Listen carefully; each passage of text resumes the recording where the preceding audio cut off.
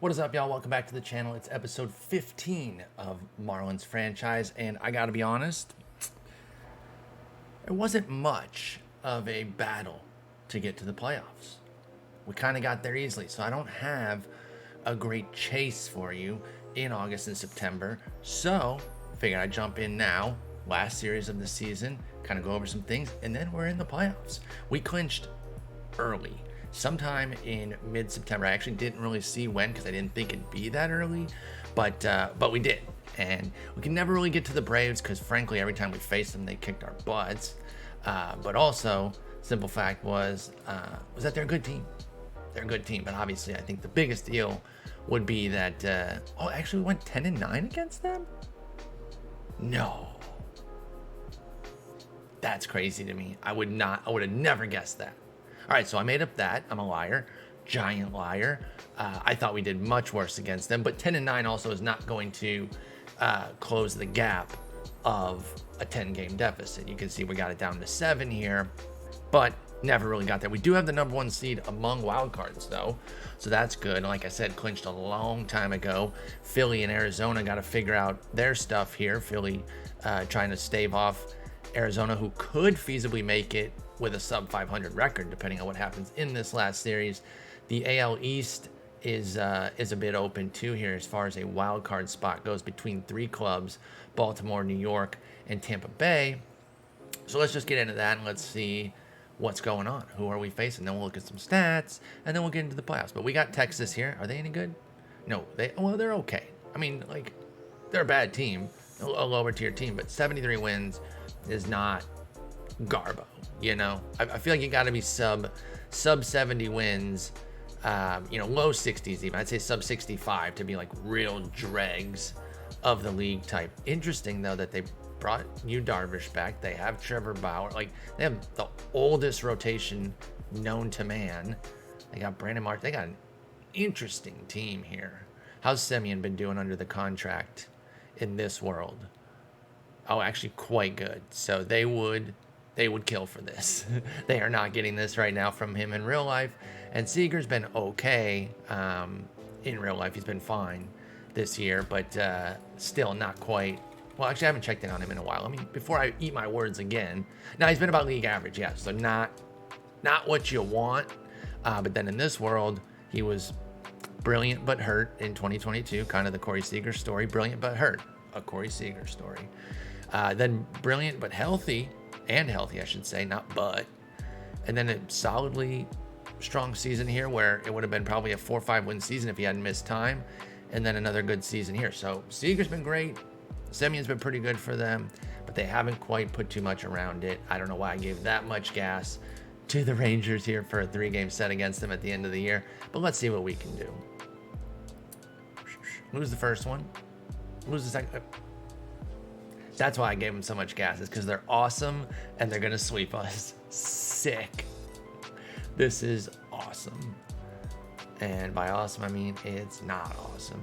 And I should have been maybe a little bit more thoughtful. As you can see, by the way, Shane Bob's back in the rotation. We'll get into that. Maybe I should have been more thoughtful about who to start. But I think they would usually give you enough time to get everyone rested. Plus, we have such a good rotation that it doesn't really matter. What the real question is, who's going to the bullpen?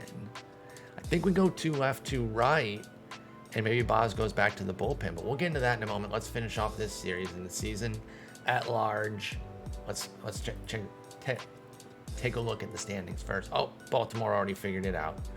So no more things to be decided except between Philly and Arizona. They're both 81 and 80.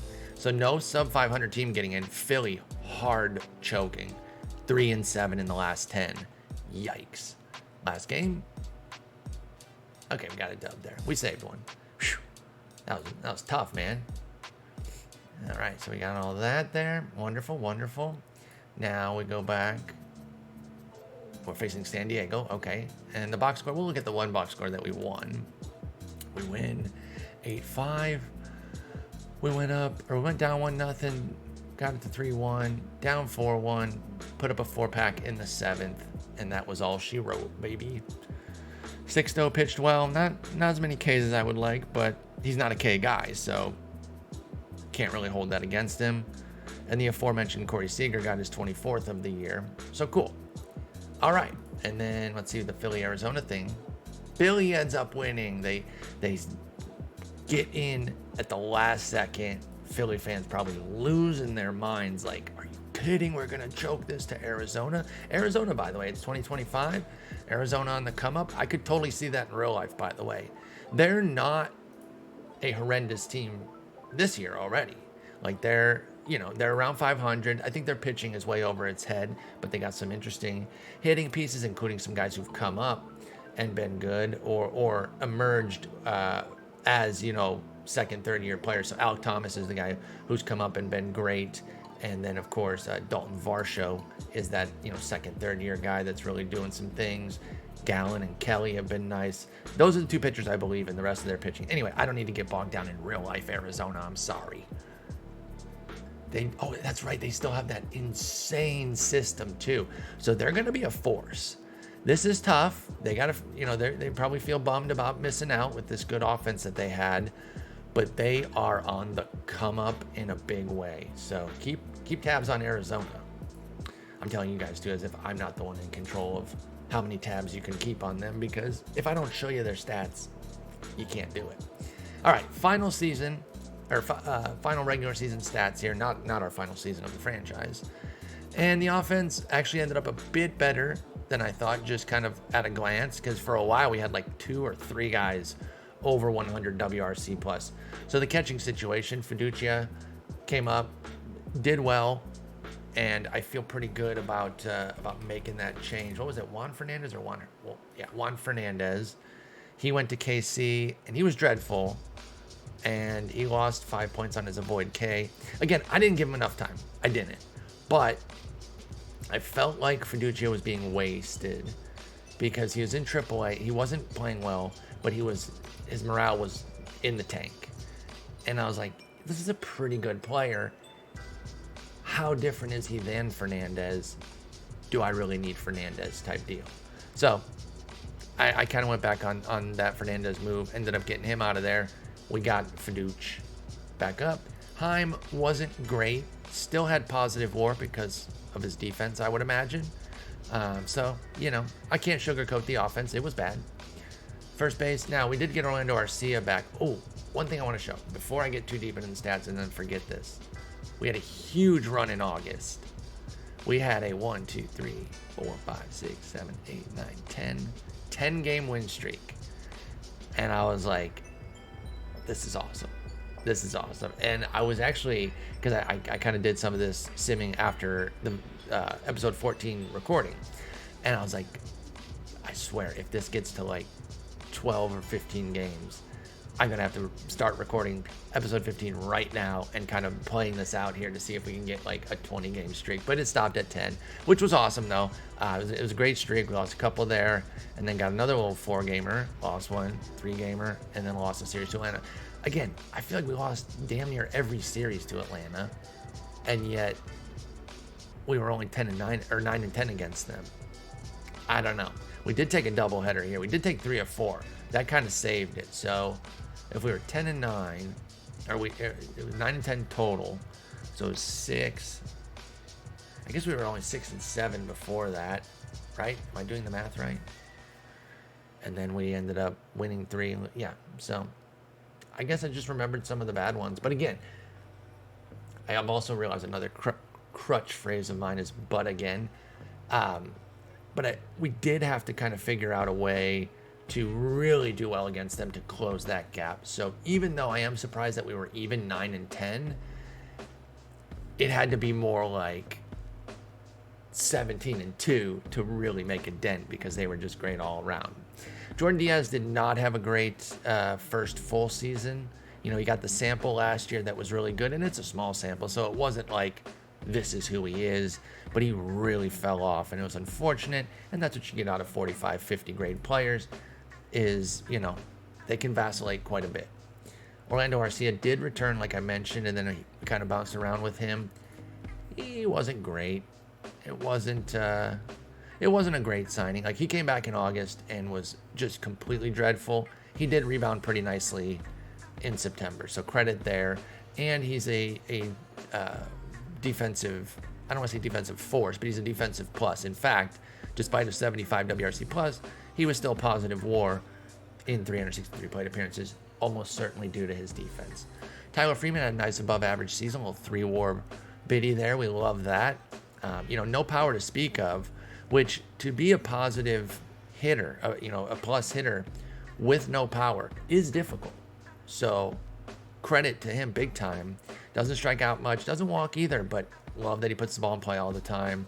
14 for 15 on the bases. So his base running probably helped his WAR a good bit as well. Do not sleep on that aspect of Tyler Freeman's game. Brian Rocchio, he was fine. He was kind of a super util and just a bit below average, but it looks like base running and defense also served him well because he had 1.4 WAR. So I am quite pleased with that. Let's see what his defense was looking like. Well, no, it must have been base running because I don't know. I guess I'm going to be honest. I don't always know how to read these very well. Obviously, I see negative on the zone rating, inherently bad, but I don't know for a middle infielder what a good range factor is. If I'm just going to be honest with y'all. So that's something I need to know more of because nowadays I don't look at those defensive stats as much. I'm like an outs above average and DRS kind of guy, and so I end up not knowing exactly where we're at with these numbers. I have to look at them in context of other players. So maybe it was his base running that really did. I don't know if you can find like their base running WAR. Oh, yep, sure can, and it was huge. It was huge. So that's what helped Rocchio quite a bit. Let's see how much it helped Freeman too. Oh yeah, brilliant base runner. How was our base running overall? There we go. There we go. So, we were good on like special teams, so to speak. I think base running is special teams, and special teams kind of get put off to the side in football, but it's important. And if you have elite special teams, that can really bridge the gap for you if your offense or defense is lagging, or if both are a little behind. A really elite special teams can certainly help cover that. And I think that's what happened with us, with our hitting not being quite that good. Our base running helped sustain it a bit. Jambois, I'm pretty happy with this. That sigh there was because the defense didn't really come together the way I'd hoped. And that was the part that really got me. Let me see how it ended up. He played everywhere. Oh my goodness. So, I thought he'd be good at shortstop, and he really wasn't. He wasn't that good in the infield, a little bit better in the outfield, but the bat was strong. And frankly, I'll take that. I wanted some good defense because I see the 70 range, and the, he's not too bad in the outfield either. So I like that he's an all-around player, but I'll take the good offense even if the defense lagged a little bit because we needed some offense. So I'm excited to see what he can do next year as a full-timer. This was an interesting rando free agent. I don't know who this is. I don't know if he's a real player. I Googled this name. I couldn't find anything. And I've seen other guys that have come over from different Asian countries into the game, and I looked them up, and they're often real. So I thought this guy would be too, but I couldn't find anything on him. But we signed him to a multi-year deal. I gave him 3 years. It's going to be 2.5 and 2 at ages 30 and 31. Like, he's a part of this team, and there's a lot to like about what he does. Now, why is he just a 50, though? If he's got a pretty good bat and standout defense, or at least based on the ratings I'm looking at, why is he only a 50? Is this not a 60 tier player? A 60 grade player? I don't know.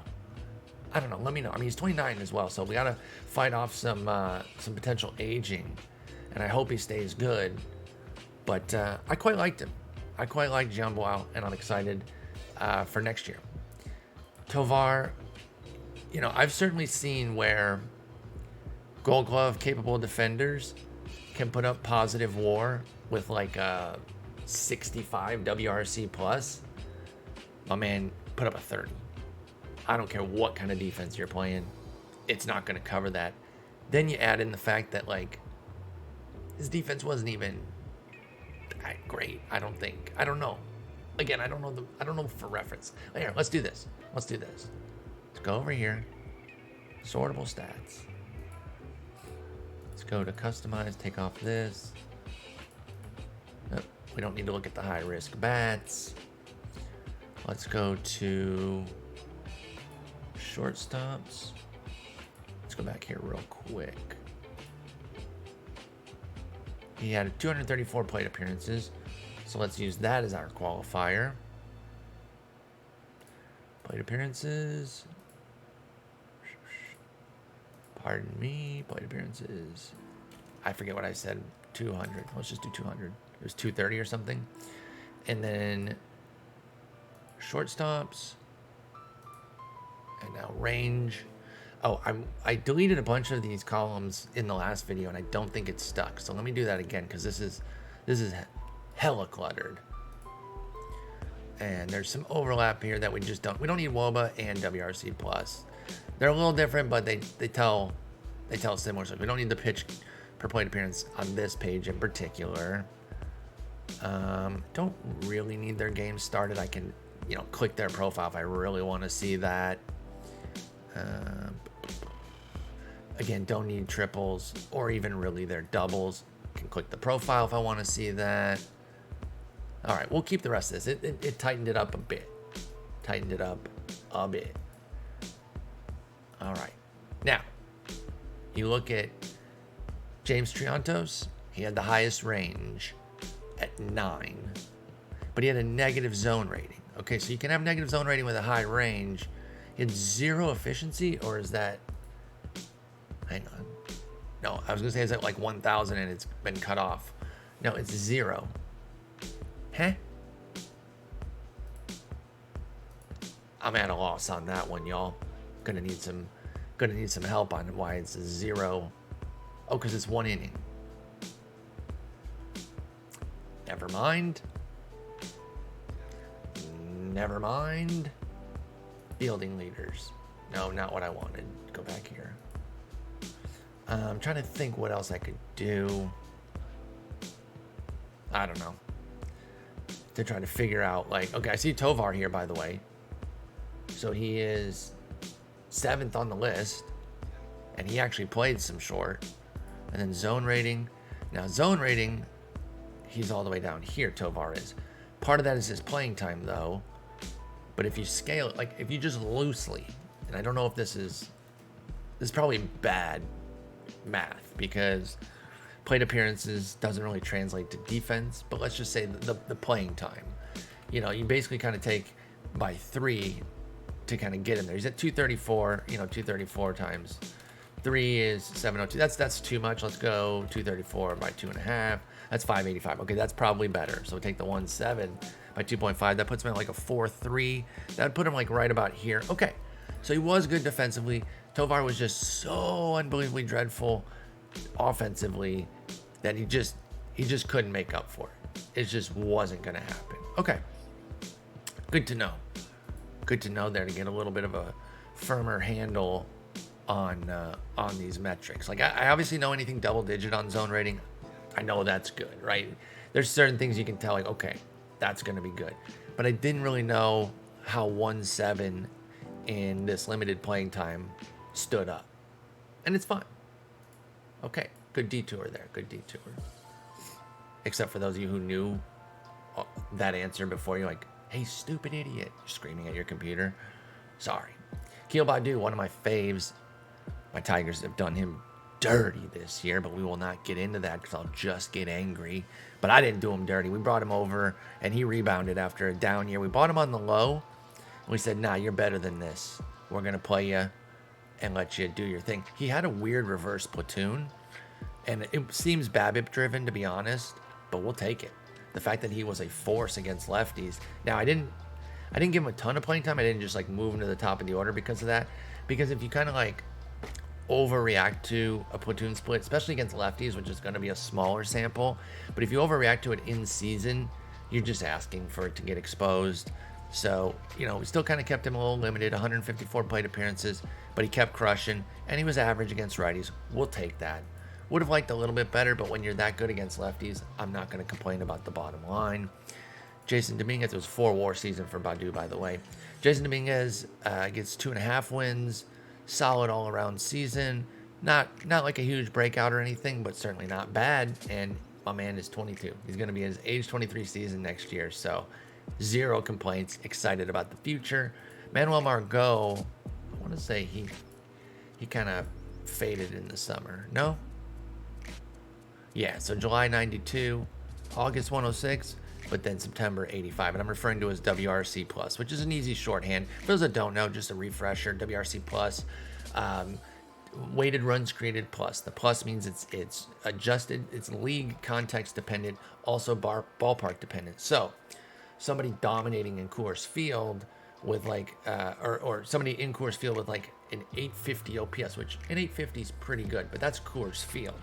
It might be like a 106 WRC plus, but that same 850 OPS at our stadium for the Marlins, if you were a Marlin, would be like a 130 maybe. Now, it might not be that big of a split, but I'm just trying to give you the context of like you're doing something in a huge home park versus in a huge hitter's park. We got to scale that to acknowledge that the person doing that same number for the Marlins is having a tougher time of it. They're doing better.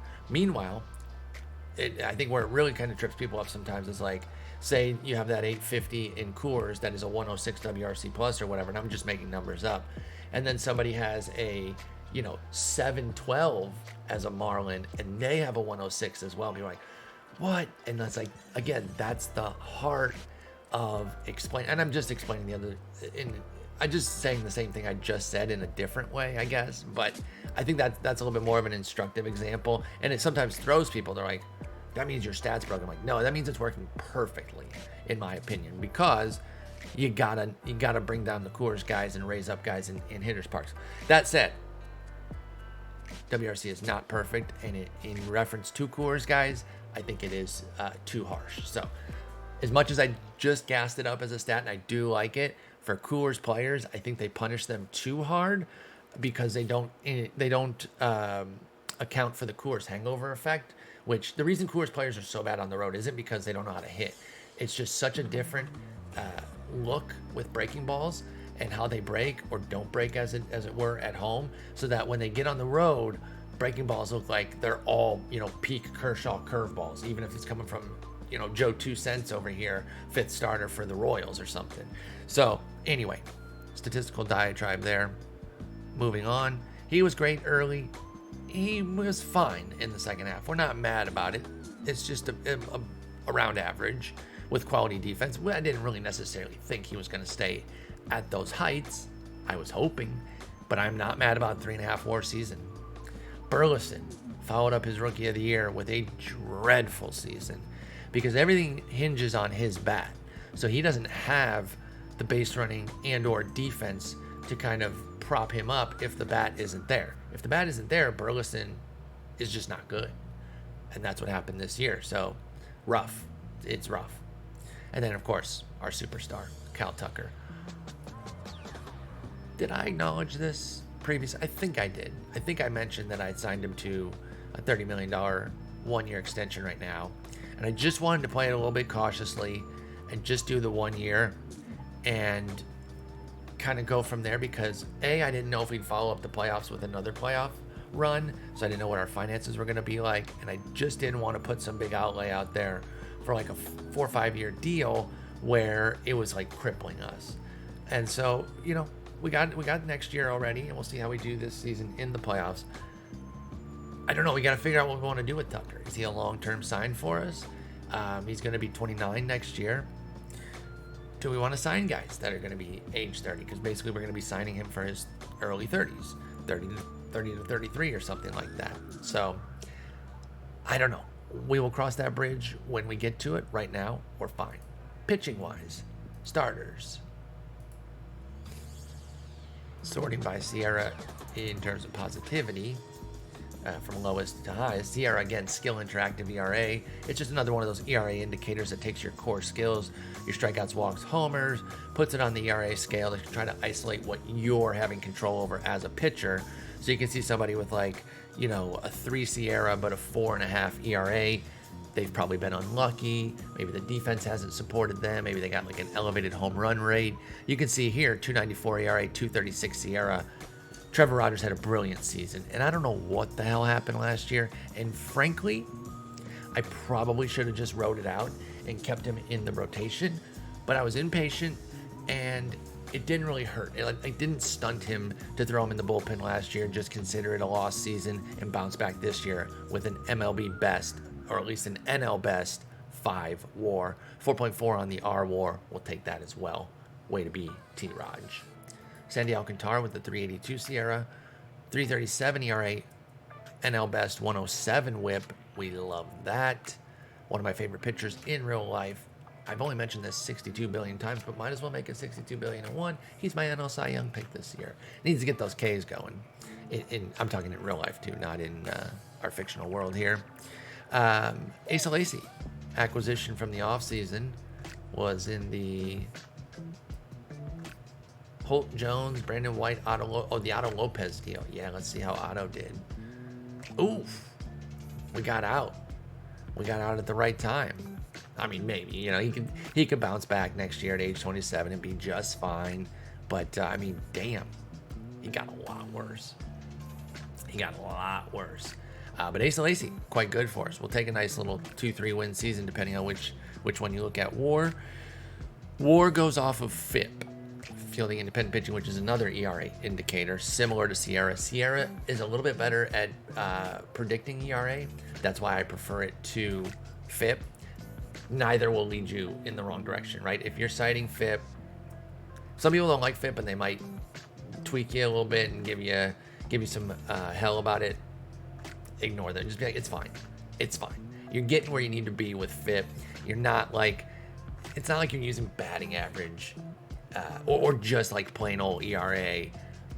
If you're using FIP, you're on the right track. Sierra, again, a little bit better, but don't let anybody dissuade you from FIP as if it's horrendous. By the way, a little bit high on the walk rate, which of course is expected with the 45 control, but I like the swing and miss capability that Asa Lacy has, and he's going to be important for us. Shane Baz returned to the rotation. He had a great hybrid season for us. Really understood that we needed him in different spots this year, and he didn't bitch and moan when we were kind of jumping him back and forth. I mean, this is a Cy Young winner or Pedro Martinez award winner, for crying out loud, from back in 2022. And, you know, he might have had some reason to be a little bit up in arms when he was put in the bullpen like, hey, do you know who I am type deal. But he didn't, and I appreciate that from him. Remember, we traded for him this offseason. The acquisitions that the Rays got included Jose Devers, who was perfectly solid, basically repeated his season, maybe a little bit better defense and base running to counterbalance the dip in bat. But we had this player type a bunch, and that's why I felt like he was expendable. And then Bender was the other big piece there. Anthony Bender. Ugh. Was he hurt? He's in the minors right now. Why is he at high A? Is he like on a rehab or something? 3 to 4 weeks. I mean, he had a little back tightness. That was early in the year. What the hell? They just hate him or something? He was good. 110 whip. 28% K rate, like 450 ERA. Who cares? It's coming down according to the Sierra. The fuck? Tampa Bay's always on some bullshit, y'all. They're always on some bullshit. And a lot of times it works when you're like, what are they doing? You're like, that's some bullshit, but it works. This one, I don't know. They're doing Bender dirty. I don't quite get that. Anyway, moving on. Let's look at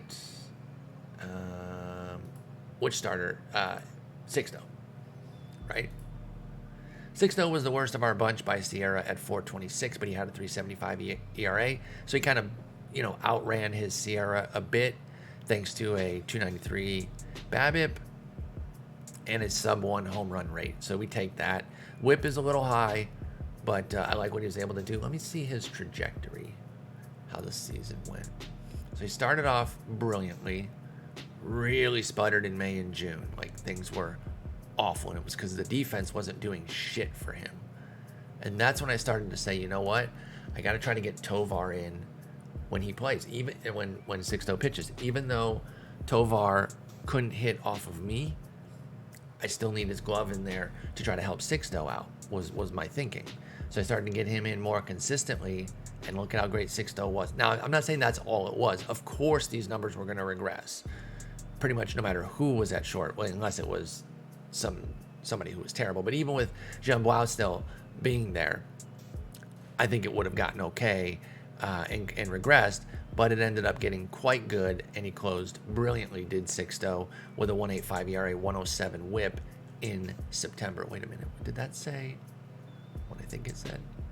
504 Sierra? Okay, wait, so he was out over his skis. Okay, he had 10.3 walk rate, which is pretty high with a 14% strikeout rate.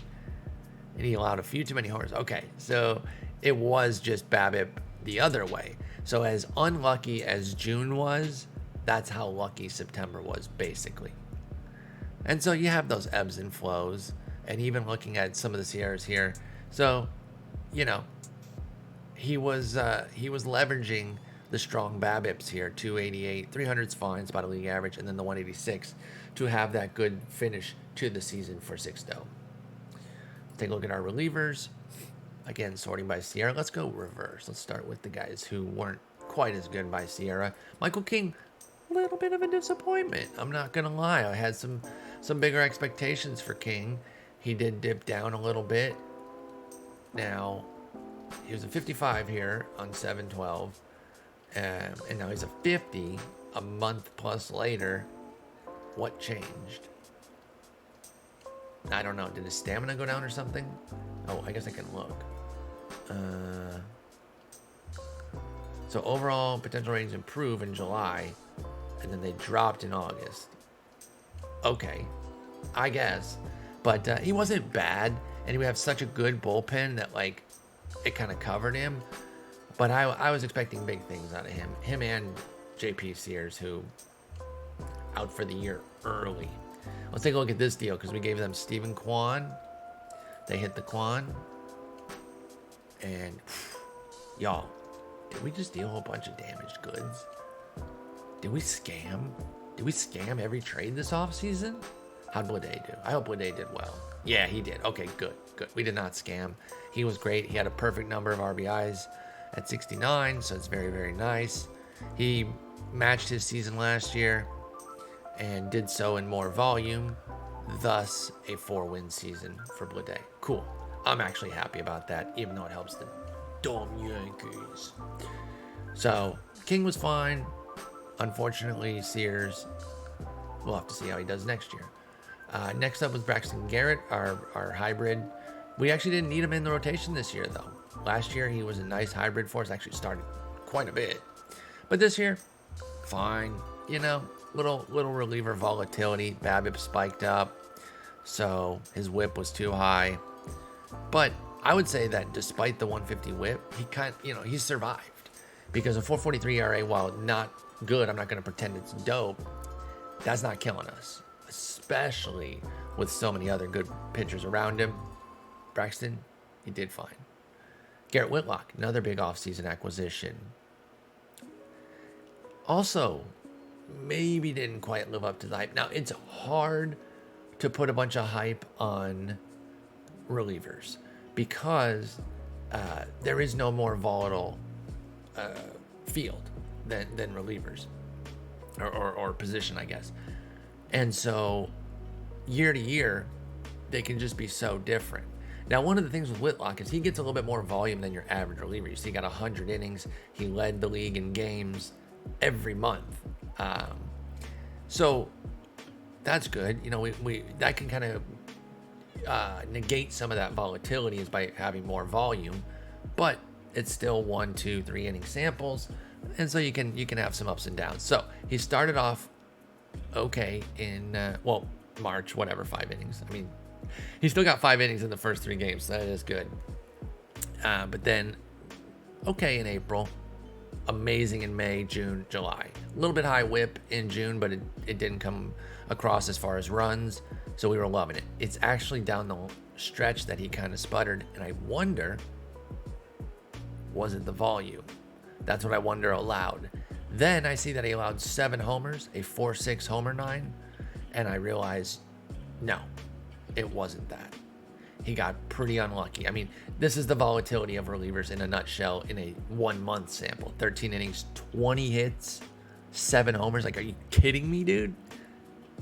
And you can even see the 299 Sierra there says, come on, we rerun that September 100 times. This was one of the lowest outcomes you could get. So you got blitzed here. Let's see. Let's look over the September for Whitlock. So he just opened getting hammered.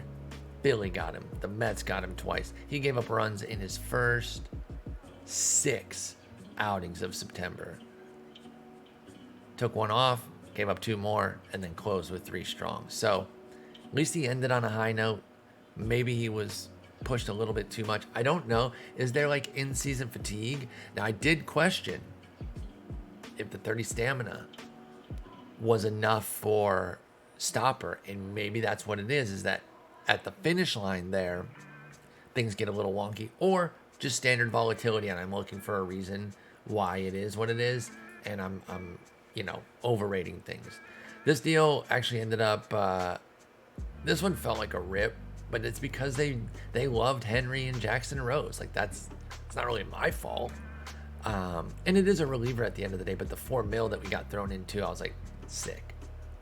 So Peyton Henry, pretty standard backup catcher type, spent a lot of the year at AAA, but this is only like 60 games played. What the hell happened? He just wasn't playing.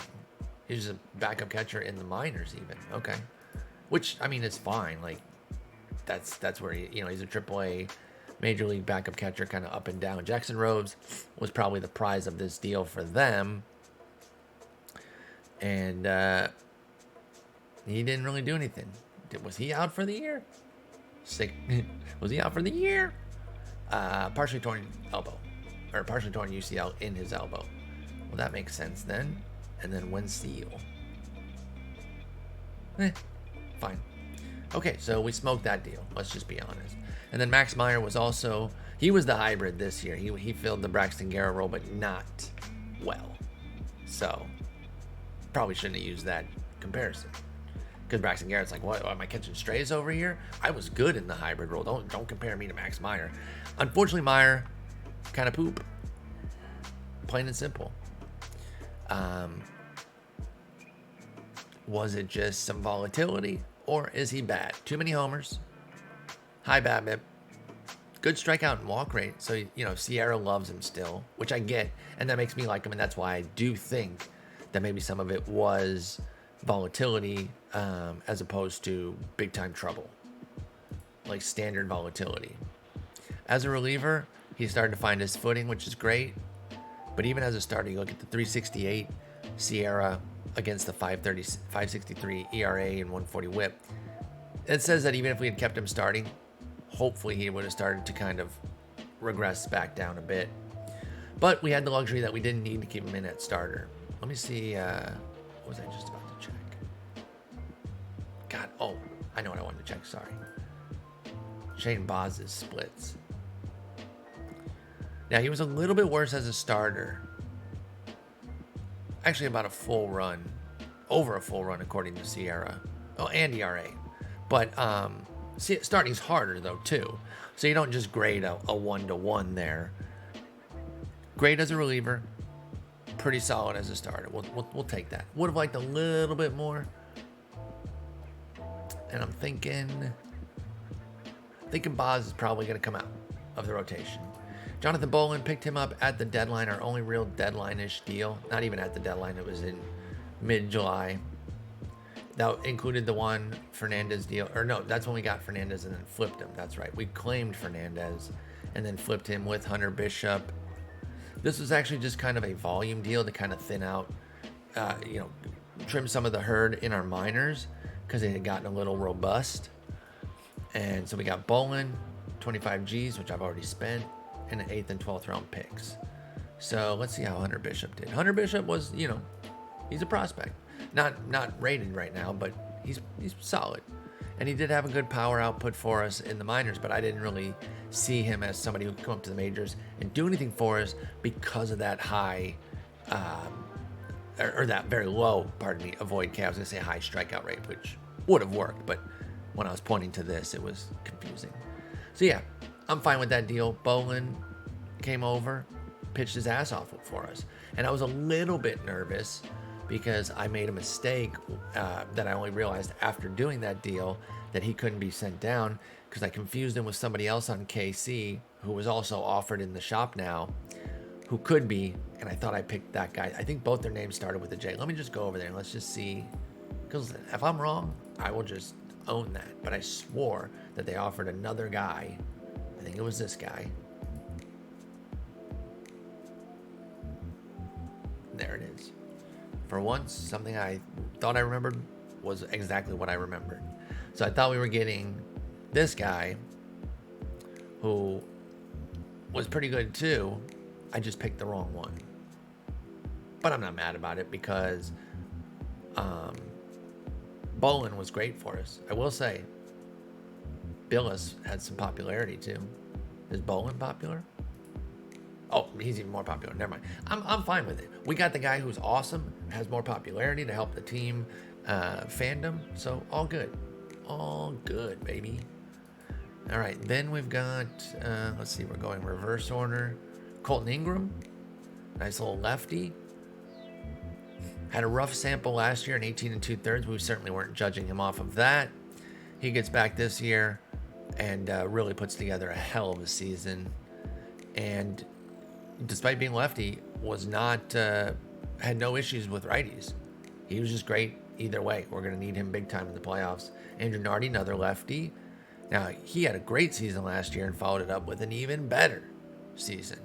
So we love what our lefties are doing out of the bullpen for us. We kind of rank them Nardi, Ingram, Garrett in terms of impact and how useful they are. Mason Thompson only got 34 innings this year. He had a big injury. 3-month torn triceps. So that sucked. But when with us, he was brilliant, which matched last year. So Mason Thompson has been a steady force for us. The extreme ground ball, finally we have better defense. It's not good, but we have better defense that will turn those into outs for guys like Mason Thompson. We ended up getting back up to 8th in defensive efficiency, 5th in zone rating. I'll take that, y'all. I'll take that. At one point, kind of in the middle of the season, we were down back at 13, and I was like, "Damn it, son of a gun! I can't deal with this." But they got to a respectable spot. It's improved. The pitching was brilliant. The hitting, not so much. But we put the ball in play a lot. You can make things happen. You can kind of get those key runs.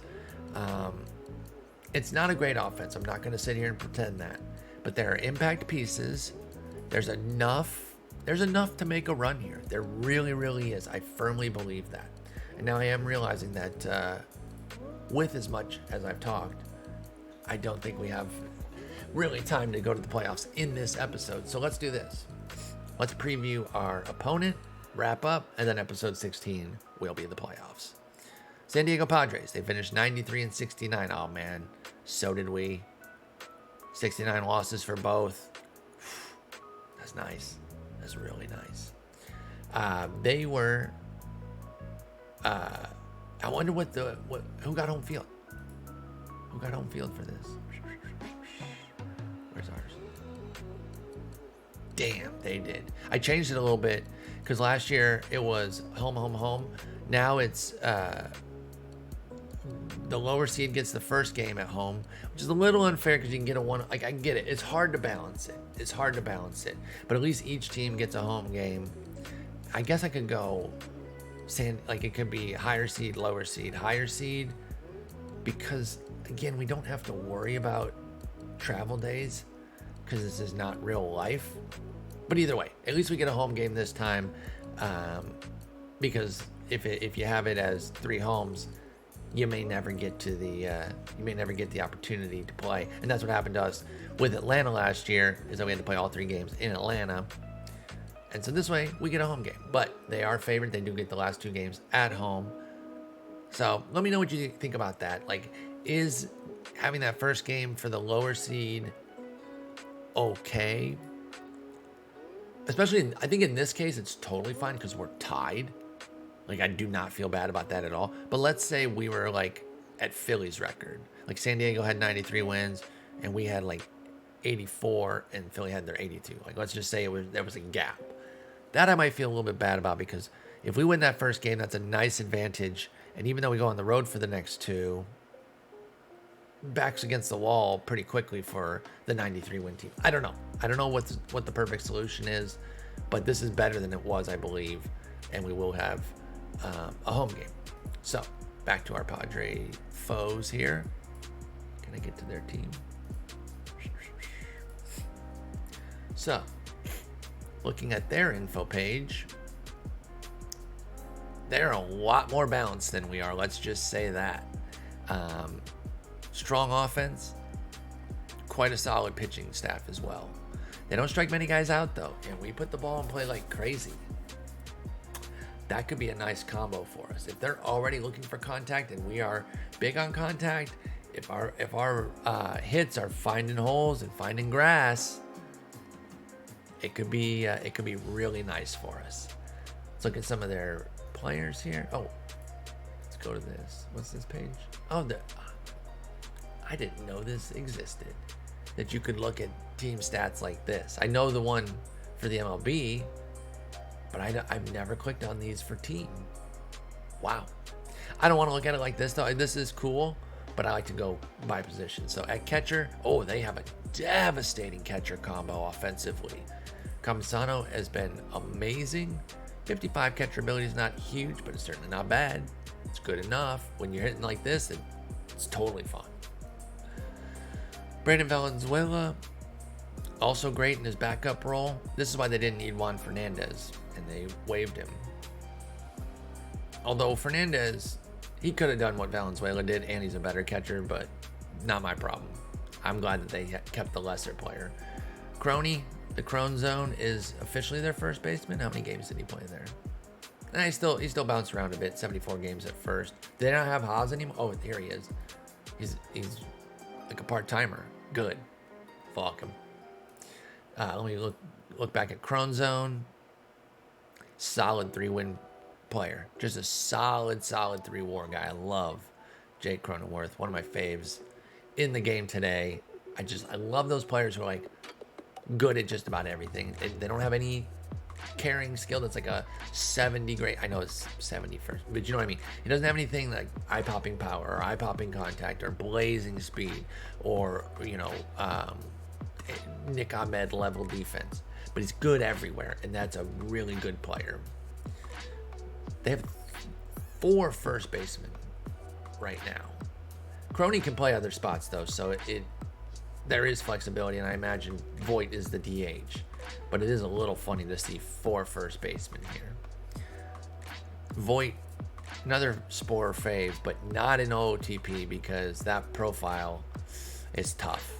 It is a tough sell, and he's been bad the last 2 years. It's not great, Bob. CJ Abrams, 4-win season, solid enough bat, defense and speed takes him the rest of the way. He missed time, it looks like, last year because he only played 50 games, but he was amazing. He put up 3 WAR in 50 games last year. He was out of his mind offensively. We got to watch out for him big time. Ahmed Rosario is over to the Padres now by way of St. Louis, so not even by way of Cleveland. Then the Cubs before that, and Texas before that. My man's been everywhere. 29 years old and already a journeyman. Mets, Cleveland, Texas, Cubs, KC, St. Louis, San Diego before age 30. He's just touring the league.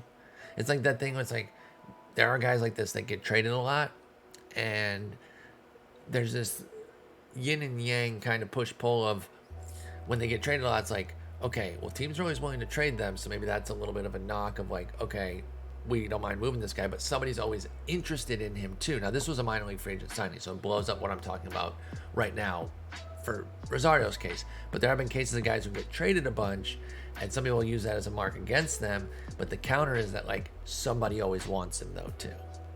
But maybe they get him, they realize, it's not that good, and then they move on. It can kind of be something like that too. I wish you could do just transactions. I guess this is as close to that as possible. So he signed a minor league deal. Okay, so he hasn't even been being traded at all. So he doesn't fit what I was talking about earlier. He is a journeyman and all that, and somebody's always interested. So this is a lower tier of that player that I'm talking about. So he's consistently cut, but then somebody's always interested enough to say, maybe we can fix him. I mean, what can you say about this guy? What can you say about Tatis? My God. 40-40 season. 47 homers, 44 steals. 289, 411, 651. 9-WAR season. Had to take a little tour down to AAA, probably on a rehab, because he put up 9 WAR in 125 games, y'all. My God. That is crazy. I got to take a screener of that. And then in his little 4-game rehab sample, he simply treated the folks of El Paso to 3 homers and an obscene line. I'm so terrified. He's only 26 too. Matt Beattie found himself a pretty full role here. 516 plate appearances is no joke. And he put up a decent enough year. Now, only 1 WAR because despite the plus bat, I imagine he's giving some of that back on defense and base running. But that's all right. Good hitting. James Wood. Solid 4th outfielder type. Trent Grisham. I love Trent Grisham in real life too, man. I really want him to figure his shit out, but I'm losing a bit of hope, folks. I got to be honest. I'm looking up his season numbers right now for real life. He has been brutal. 508 OPS. 508. That's supposed to be his slugging. I mean, that's not supposed to be it. That would be a really, really, really good slug for Trent Grisham, but it being his OPS is brutal. Now, he's still been a 3-win guy the last 2 years. Say it with me, because of speed and defense. And his bat isn't dreadful here, right? You take a league average bat with strong defense at center field and quality base running, I'll take that all day. That's basically Margot for us. So I'm all good with that. And then Robert Hassel, strong prospect for them in real life, is he didn't quite follow up his debut. Or no, that was not his debut. I'm a dummy. So he's actually gotten a little bit worse each year, but still been good as a hitter. He came out of the gates firing with a 122 WRC plus, then down to 119. Basically the same. I would hesitate to even call that down to 119. I mean, it is actually down, but 3 points. But then from 119 to 99 is a bit of a dip for Hassel. Let's see their pitching. Let's go starters. They got their 3-man rotation here. Actually can't do it since they've already put their starting rotation out there. Let's sort by games started then. Gomber started the most games for them, stayed the most healthy. And you can see why he's not in the playoff rotation. Mackenzie Gore, 27 starts. He was solid, quite good. Okay. And then Carmart. Wow. Carlos Martinez. He's been journeying around too since this sim started, going to San Francisco, Colorado, LOL, Minnesota, St. Louis, back to St. Louis, Mets, KC, Atlanta, San Diego. So it looks like he is getting traded within seasons consistently. Nope, he's getting released. Never mind. I thought because he I don't know. I just assumed. I shouldn't have assumed after the Ahmed Rosario thing. So has he just been shit and just keeps getting dumped? I mean, it's a mixed bag. Anyway, we don't need to overstudy that. And then Severino. Oh, this guy. Sorry, if you don't follow my Austin Armadillos Twitch franchise, my expansion team, you would know why I'm giving a little side eye to Luis Severino, but that's a story for another day. Or if you follow the Dillos, you already know. Okay season, 411 Sierra. Like, their starters are not the strength. Their starters are not the strength here. And then Brooks Wilson got 15 starts, and he was fine enough. Bullpen.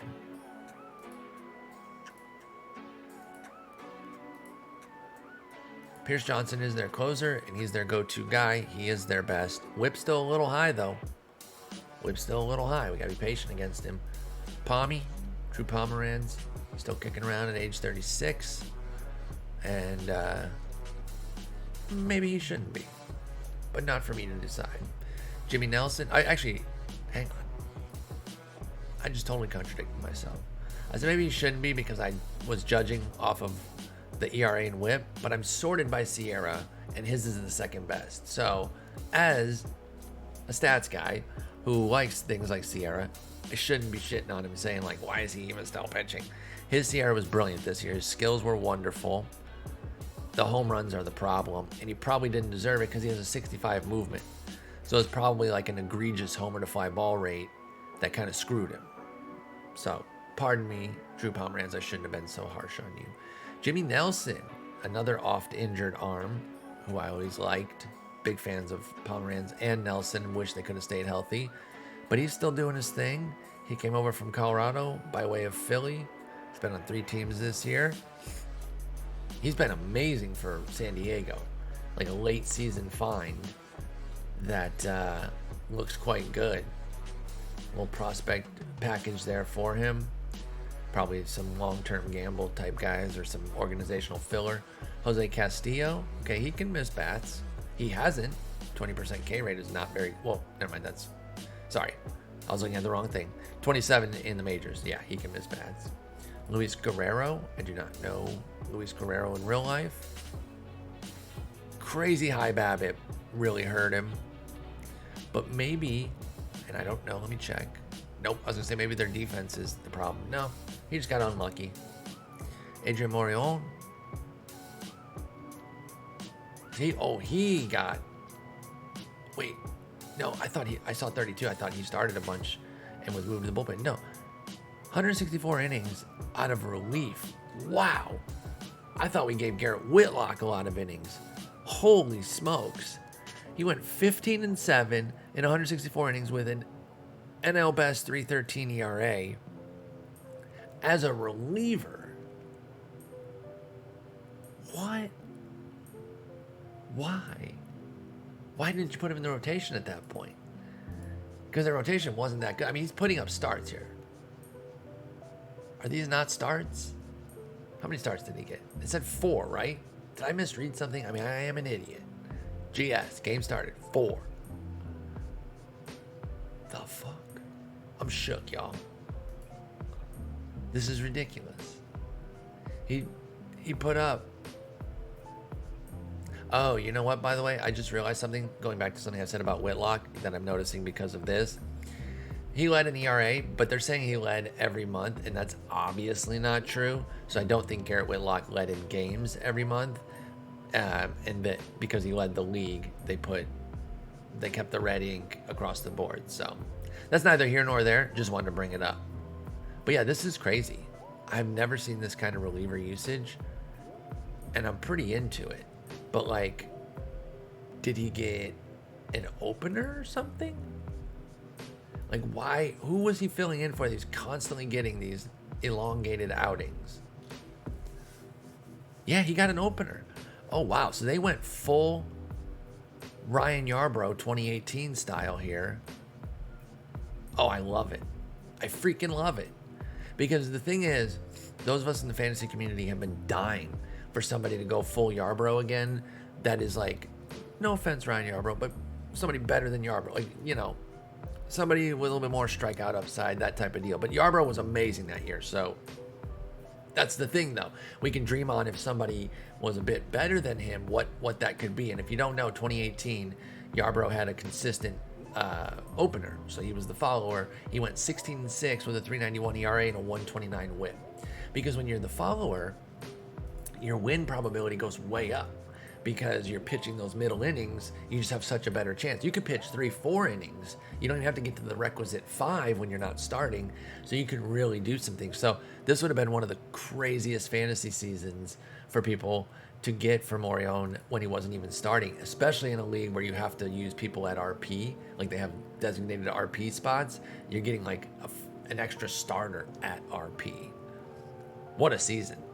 Brooks Wilson was his opener a decent bit, and he was fine enough. Jorge Alcala, hey, I know him. I know that guy. This was just another dump deal to get rid of some of our extra players because we just had too many. And so we gave him Alcala, Zach King, Charlie Barnes, for Reynaldo Ilaraza, who was amazing in the independent league because we got rid of him. So good for him. Good for him. Did I cut him? I mean, obviously, had to have. Became a free agent. No. He just became a free agent and I didn't sign him. He's the number 1 prospect in the EPBL, and then he went and popped off and won everything. Hey, good for him. Atta baby, Ronaldo. I'm not even being sarcastic. That's dope. Now maybe he can work his way back into the minors and then maybe get to the majors. Good for him. I know I sound condescending. I'm not being. Like, that is dope. That's a cool story. And then Gomber, who we looked at earlier. All right. So I purposely kind of did more of an elongated deep dive there so that we still got to the hour mark, because I've gotten feedback that y'all are fine with the hour episodes. So there it is. 2025 review, a preview of our playoff opponent, excuse me. Now, I mentioned that we're going to put Boz in the bullpen, but we need to put 2 guys in the bullpen. And I think we're going to do one last thing here. I know I like to fake out about leaving. I'm like, okay, we're done. And then I do 3 more things. We're just doing one more thing. Go to standings, expand it, San Diego, versus righty versus lefty. It's not the best measure to just like look at the record alone, but sub 500 against lefties and quite freaking good. Their full season pace against righties would be a 98 win season. So I think we go double lefty here. I think we open Rogers to Alcantara to Lacey, and then we got Sixto in the bullpen as well. Now I wonder if, because it's a 3-game set, could we get another bat up? Would that be more useful than having 3, 6, 12, 13?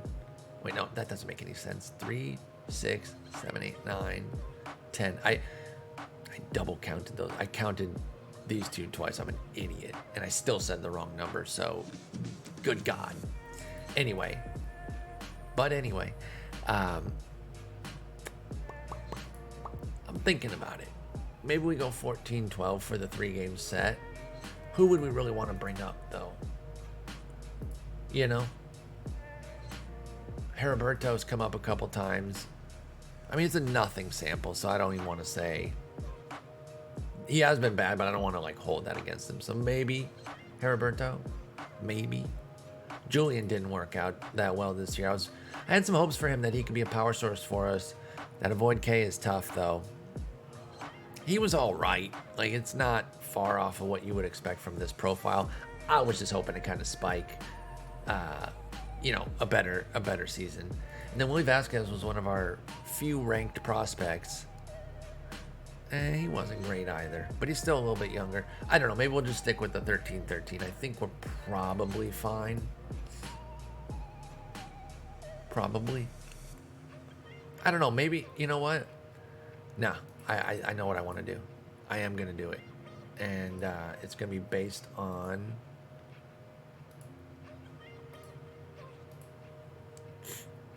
Oh, he can't. Never mind. Our best guy, defensively, he can't come up because he's not on the 40-man. He's not playoff eligible. No shot. Playoff eligible. Heriberto. Oh, we could do Micah Romero. He can play. He can play everywhere.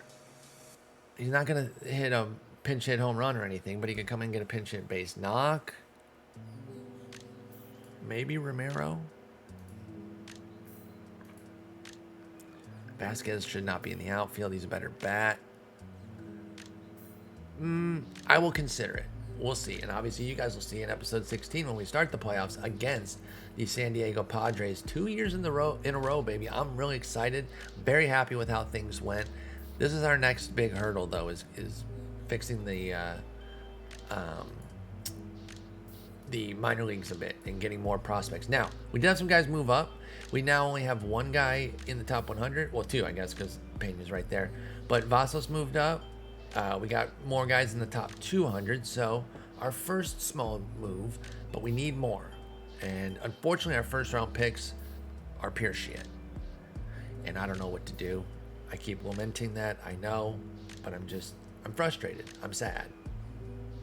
I'm annoyed. But I am going to end it here. Thank you all so much for watching episode 15. Can't wait for the playoffs. Join us in episode 16. See how we do against the Padres. Take care.